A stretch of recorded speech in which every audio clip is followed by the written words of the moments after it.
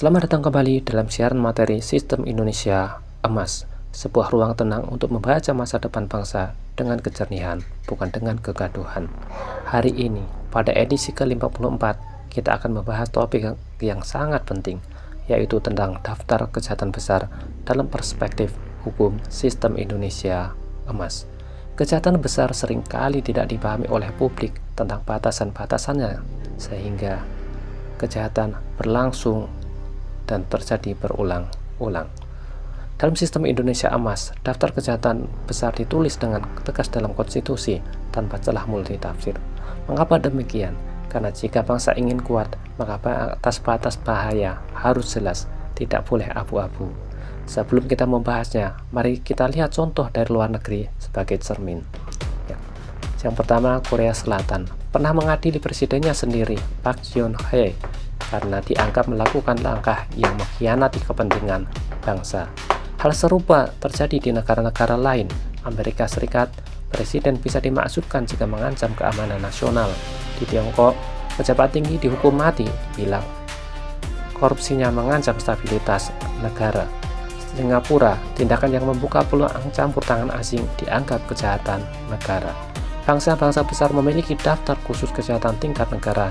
Indonesia juga harus punya, dan itulah yang disusun oleh Sistem Indonesia Emas. Berikut daftar kejahatan besar dalam perspektif hukum Sistem Indonesia Emas. Yang pertama, kejahatan yang mengancam kedaulatan bangsa. Ini adalah kejahatan nomor 1 dan paling berat, termasuk kegiatan membuka akses strategis bagi asing, membuat negara dalam negara, memberi izin bandara, pelabuhan, tambang tanpa kendali penuh negara, membuat kebijakan yang membuka pintu penjajahan ekonomi maupun militer. Dalam sistem Indonesia Emas, hukumannya tegas, pelaku utama dihukum berat, dan seluruh aset dikembalikan tanpa kecuali. Ini bukan untuk balas dendam, tetapi untuk menjaga kelangsungan hidup bangsa. Yang kedua, korupsi di atas 1 triliun. Korupsi di atas 1 triliun adalah kejahatan besar tingkat negara. Mengapa? Karena kerusakan 1 triliun berarti jutaan anak kehilangan akses pendidikan, rakyat gagal mendapat layanan kesehatan, desa gagal berkembang, dan pembangunan stagnan, dan masih banyak lagi efek domino yang sulit diprediksi. Sanksinya penyitaan total, hukum progresif. Ini bukan tentang uangnya saja, ini tentang hancurnya masa depan bangsa. Yang ketiga, pemerkosaan dengan korban lebih dari 1 orang. Dalam sistem Indonesia Emas, ini disebut supercrime, kejahatan keji yang mengancam moral bangsa, karena jumlah korban menunjukkan niat berulang dan potensi bahaya tinggi. Hukuman diberikan pada level tertinggi. Yang keempat, pembunuhan yang masuk kategori kisos. Jika ada unsur kesengajaan, perencanaan, dan niat membinasakan, maka masuk kategori kisos versi sistem Indonesia Emas karena merusak tatanan keadaban bangsa. Yang kelima, hubungan sesama jenis. Ini bukan mengurusi wilayah pribadi, tetapi melindungi moral publik, ketertiban sosial, struktur keluarga, dan fondasi demokrasi bangsa.